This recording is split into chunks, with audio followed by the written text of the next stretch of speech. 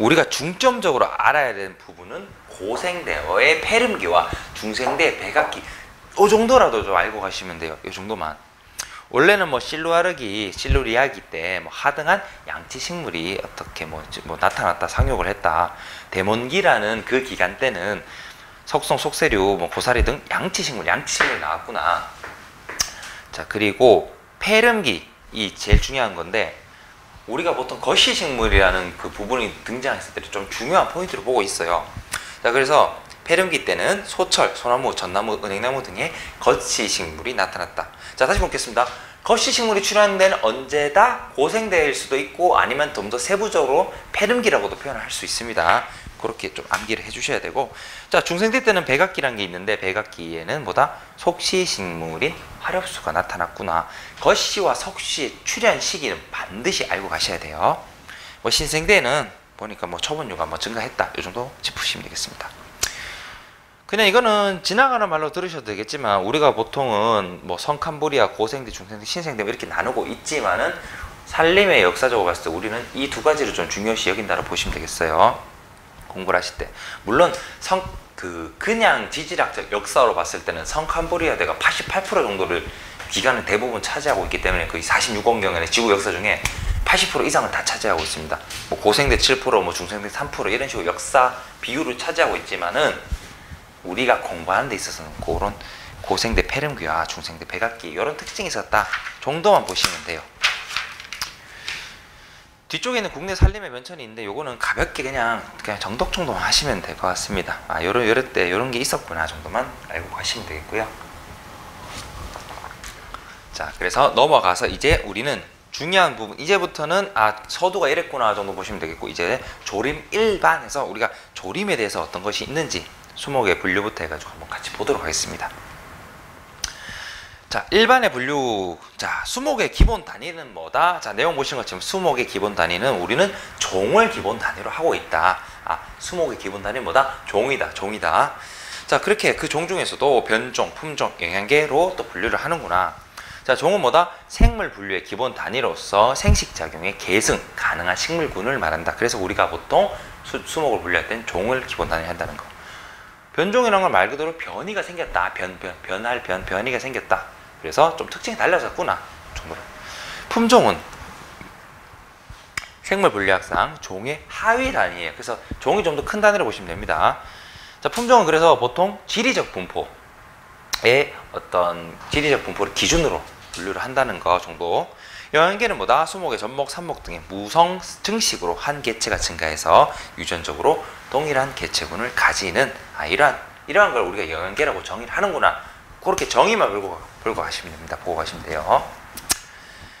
자, 내려가서 이제 우리가 형태에 따른 분류를 볼 건데, 자, 형태라고 하면 우리가 이제 나무의 어떤 모양, 크기 이런 식으로 보시면 돼요. 자, 관목과 교목이 있습니다. 자, 이거 중요한 거니까 한번 짚고 봅시다.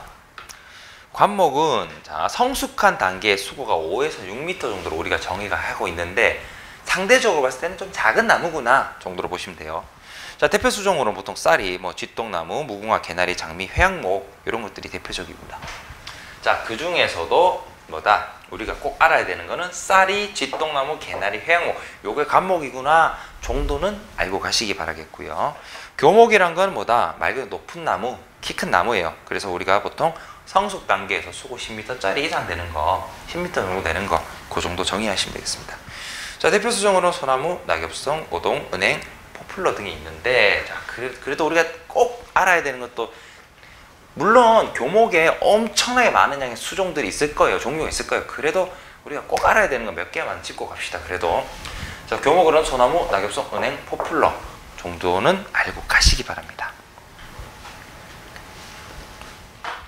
자, 다음 보면은 이제 아래쪽에 거시식물이 있습니다. 거시식물, 속시식물이 이제 나올 건데, 자, 이 특징도 중요하니까 또 같이 좀 보도록 하겠습니다. 자, 거시식물 대표 수종으로는 자, 은행, 소나무, 주목, 측백, 낙엽송, 삼나무 이런 것들이 있구나. 이런 수종들이 거시식물이구나. 시가 겉에 나왔다.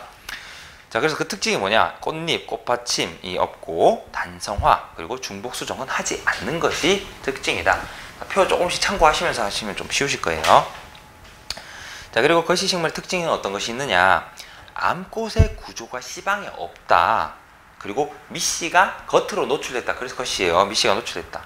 인맥은 평행하고 관다발이라는 게 발달했고, 그리고 도관이 없다. 대부분 가도관이다. 이게 거시식물의 특징이 뭐 대부분 가도관이다라고 표현을 하지만은 침엽수종의 경우에도 대부분이 90%, 보통 우리가 퍼센테이지는 90%예요. 그게 가도관으로 구성되어 있다라고도 표현을 합니다. 그것도 참고로 같이 알아두세요. 자, 그리고 체관에 반세포가 없다. 자, 이런 것들이 거시식물의 특징이다.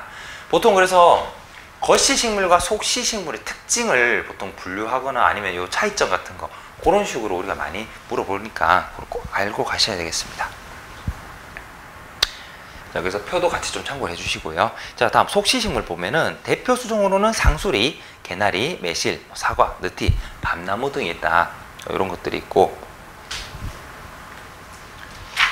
자, 그래서 보면은 아래쪽 내용 계속 보면 꽃잎, 꽃받침이 있구나. 양성화로 중복 수종을 하는구나. 그리고 속시식물의 특징이 어떤 것이 있는지 보겠습니다. 자, 대체적으로 보면 뭐다? 거시와 거의 반대예요. 그래서 만약에 여러분께서 이제 살림을 공부를 하시는데 이렇게 외우기 힘들다면 하나라도 제대로 좀 암기를 하세요. 하나라도 제대로 알면 그 반대가 결국엔 다른 식물 특징이다 라고 보시면 되겠죠. 자, 시방이 발달했고 밑씨를 보호하고 있고 목지부에 도관이 있고 쌍떡잎 식물이고 그물맥에 인맥이 보이고 반세포가 있고 체관이 있다. 자, 어떻게 보면 전부 다 뭐다? 전체적으로 반대의 개념으로 암기를 하시면 되겠죠. 그래서 한쪽이라도 제대로 알자. 자, 아래쪽에 보면 상록수가 있습니다. 뭐 1년 내내 푸른 잎을 달고 사는구나. 그래, 수종으로 이런 것들이 있구나. 낙엽수는 뭐다? 낙엽에 떨어지는 그런 나무로 낙엽수를 하는 거고, 수종은 이런 것들이 있구나 정도만 가볍게 그냥 정리를 하시면 되겠습니다.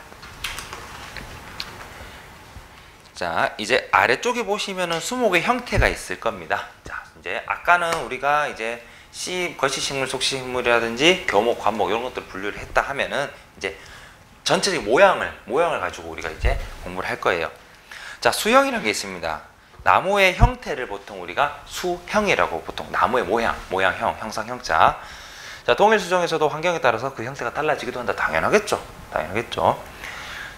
자, 침엽교목은 주로 원추형이나 우산형의 형태를 가진다. 화렵교목은 구형이나 난형의 형태를 가진다. 아, 그래서 뭐다? 침엽교목이라는 거는 우산형과 원추형, 화렵교목은 구형과 난형의 형태를 가지는구나. 요런 모양을 가지는구나 정도 알고 가시면 되겠습니다. 그냥 제일 쉽게 하시려면 침엽수종은 소나무로 생각하시면 되겠고요. 화렵수종은 대체적으로 우리가 가지가 옆으로 쭉 뻗다 보니까 모양 자체가 약간 둥그스름한 모양을 많이 띠고 있어요. 우리가 그러니까 단면으로 봤을 때는 침엽수 같은 경우는 우리가 소나무를 대표적으로 볼 수 있는데 뾰족하게는 쫙 올라가 있잖아요. 그래서 우산형, 원추형을 보통 뗀다는 거. 원추형은 원볼 모양 같은 건데, 자, 대표 수종 우리가 지금 당장은 이거 한번 보신다고 못 외워요. 자주 보셔야 됩니다. 나중 뭐 이렇게 관련 문제를 본다든지 관련 뭐 내용을 본다든지 지금 이 내용을 계속 다시 본다든지, 사람이 천재가 아닌 이상 한 번 보고 원추형은 나구성, 삼나무, 소나무, 독일 이렇게 해놓고 다음에 돌아섰을 때 이걸 다시 외운다 해가지고 뭐 다시 생각나니 물어봐도 생각 잘 못해요. 그래서 무조건 자주 보셔야 되고 손으로 써보셔야 되고 뭐 문제도 보셔야 되고 관련 내용도 보셔야 되고 무조건 많이 접하시는 게 장땡입니다. 많이 접하셔야지 암기가 좀 수월하다. 자, 그래서 일단 한번 같이 봅시다. 같이 보고, 자, 원추형 원볼 모양이 그 수형 나무 모양인데 나구송, 삼나무, 소나무, 독일 가뭄비, 낙엽송 등이 있다. 자, 그래서 외우기 좋은 걸로 보면은 소나무, 독일 가뭄비, 낙엽송 이런 것들이 있고, 우산형은 뭐다? 말 그대로 우리 그냥 우산 생각하시면 돼요. 그런 모양을 가진 건데 편백, 화백, 뭐 층층, 아이고 같이 나왔네요. 뭐 하여튼 뭐 있으니까 반대로 편백, 화백, 층층, 매화, 그리고 왕벚나무, 자, 이런 것들이 있다는 거. 뭐 그 외에도 좀 여러분이 알고 가시면 좋은 게 금송, 뭐 반송 이런 수종들도 좀 알고 가시면 좋을 것 같아요. 자, 구형은 말 그대로 동그란 겁니다. 자, 회화, 뭐 화살, 녹나무, 가시, 졸참 뭐 이런 것들이 있고요. 또 알면 좋은 게 생강나무도 좀 아시면 좀 좋을 것 같아요. 생강나무 같은 거 그런 것도 알면 좀 도움이 되겠다. 자, 난형은 뭐다? 계란난자예요. 계란 모양을 하고 있는데 벽오동, 백합, 측백, 아이고 중복된 중요한 거니까 두 번 있다고 생각하시면 돼요. 중요한 거니까. 자, 벽오동, 백합나무, 측백나무, 목련 이런 것들이 난형의 어떤 계란 모양을 가진다. 그래서 우리가 뭐 물을 수 있죠. 뭐 원추형의 모양을 가진 수종이 아닌 것은 옳은 것은 자 한번 물어볼게요. 자, 층층나무는 무슨 모양이었다? 우산형이었다. 자, 소나무는 무슨 형이다? 원추형이다. 그리고 뭐 가시나무 같은 경우 무슨 형이다? 구형이다. 아니면은 구형의 수종에 뭐가 있었죠? 회화, 화살, 농나무, 가시 이런 것들이 있었다. 자, 자주 보셔야 됩니다. 제가 반복해서 말씀드린 거는 사실 수종을 한 번에 외우기는 아까도 말씀드린 힘들어요. 그래서 이런 식으로라도 자주 접하시는 게 좋습니다. 자, 다음 내용 보시면 자, 수관이라고 있습니다. 수관. 수관은 자, 수관의 형태는 주위의 환경에 따라서 그러니까 온도라든지 습도라든지 이런 환경에 따라서 뭐다? 그리고 수종에 따라서 형태가 다양하다. 수관이 밀집된 인분해의 녹색 부분. 수관이 위쪽에 이제 분포된 걸 보통 우리가 그 머리관자를 쓰거든요. 그래서 머리 쪽에 있는 그 나무 가지들, 잎 이런 것들 전부 수관이라고 하는데 요 녹색 부분을 또 다시 우리가 이름 붙이기를 인관이라고 보통 이름 붙여요. 자, 주축이 측지보다 강하게 생장하는 것을 뭐 이런 것들이 있고, 그리고 대표 수종으로는 전나무 가뭄이, 그래서 뭐 단분 축지, 뭐 그리고 가축분지 이런 것들인데, 이런 거는 이런 게 있구나 정도만 보셔도 돼요. 우리 안 그래도 앞으로 공부할 거 많습니다. 근데 일일이 다 하시면 좀 힘드니까 제가 중요 포인트 살림을 공부하는데 요거는 그래도 알고 가셔야 되는 그런 부분만 좀 줄여 드릴게요. 자, 그래서 수관의 정의 정도만 알고 가시면 되겠고요. 자, 예를 들면요, 침엽수의 수관을 우리가 보통 뭐 특징을 보도록 합시다. 그냥 간단하게 예를 들어서 추운 지방이라든지 아니면은 보통 해발 고도가 높은 지역, 그 해발 고도가 높다는 건 상한 지역을 말하는데 위로 가서 추워요. 추운 지역 같은 경우 보통 침엽수가 많이 발달을 하는데, 침엽수가 그 지역에서 발달을 하기 위해서 어떤 형태를 하고 있는지, 침엽수는 보통 잎이 뾰족해요. 그 여러 개가 달려 있습니다. 왜 그런 형태를 하고 있는지 한번 좀 생각을 해보시면, 그 추위를 타고 햇빛을 충분히 받기 위한 최적화된 형태의 이파리 모양이 그런 식이에요. 그래서 생물은, 동물이나 식물도 그렇고 자기의 환경에서 내가 살아가기 위해서 가장 좋은 형태와 모양을 결국 가지게 되는데, 그게 추운 지방에서 침엽수가 그런 이파리 모양이 가장 최적화됐다고 보시면 돼요. 화렵수 같은 경우 열대지방에 보통 많이 보이는데 잎이 넓죠. 잎이 넓으니까 뭐다? 햇볕 받기도 좋고 기공 같은 걸 통해서 수분의 어떤 이동, 내가 어쨌든 숨도 쉬어야 되고 열 관리를 위해서는 어떤 잎에서 뭐다, 우리 더우면 땀 나듯이 식물들도 마찬가지예요. 수분 어느 정도 방출해야 되는데, 자, 그런 식으로 그 지역의 특징이라든지 따라서 수관의 차이가 있다는 거 정도 보시면 되겠습니다. 또 아래쪽에 보시면 이제 수간이라는 게 나옵니다. 수관은 아까 우리가 봤어요. 수간은 뭐냐? 자, 수관이 고르고 바르게 자란 거, 이거를 우리가 직간이라고 보통 우리가 단어를 정의하고 있고, 자연스럽게 곡선으로 자랄 경우 곡간, 줄기가 옆으로 비스듬히 자랄 경우 사간. 자, 단어가 이런 게 있구나 정도만 정의하시면 되겠어요. 수종까지 분류를 좀 같이 하시면 좋을 것 같긴 하지만은 최근 들어서는 이 부분은 좀 중요 빈도가 좀 떨어지는 내용이기 때문에 그래서 조금은 뭐 넘어가셔도 괜찮지 않을까라고 생각은 합니다. 그래도 이런 게 있구나 정도는 짚어주시기 바라겠습니다. 자, 첫 시간이라서 일단은 오늘은 이 정도까지만 일단 끊고요. 다음 시간에도 마찬가지로 여러분께서 공부를 효율적으로 할 수 있는 시간대에 맞춰서 어느 정도 내용에 맞춰서 좀 끊어서 강의를 연달아 하도록 하겠습니다. 자, 그래서 이번 시간에 여기까지 일단 하도록 하겠고요. 다음 시간에는 뭐다? 주요 조림 수종에 대해서 간단하게 한번 보도록 하겠습니다. 예, 장시간 수고 많으셨고 다음 시간에 뵙도록 하겠습니다. 수고 많으셨습니다.